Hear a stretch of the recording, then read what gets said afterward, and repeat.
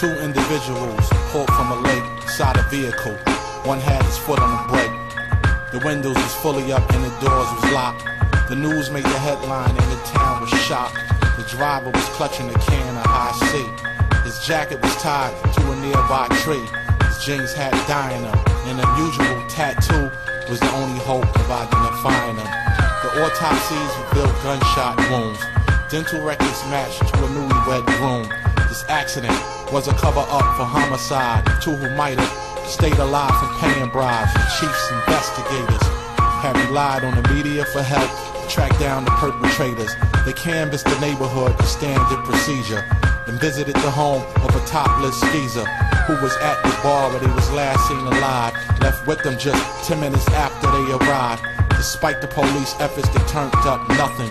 Just an ex-hooker trying to get a rep from bluffing.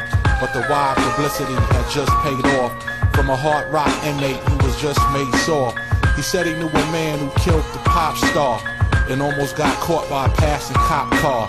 The inmate said probably the motive was robbery. And knowing this and keeping it a secret, it bothers me. He said this individual killed for low billings and purchased a murder kit blocks from a killing. The sheriff's office had no time to waste, plus the inmate made a deal to avoid the case. So he cooperated fully and snitched on his chop shop mechanic who used to move bodies on the pulley. And extortionists involved in similar incidents.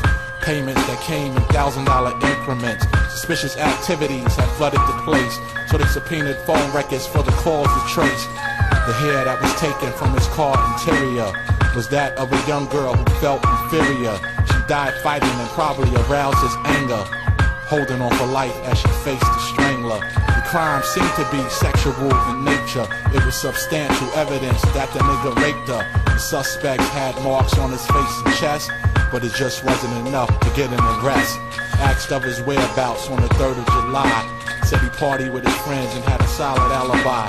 But there's always something left at the scene on a small scale. His microscopic traces of blood under her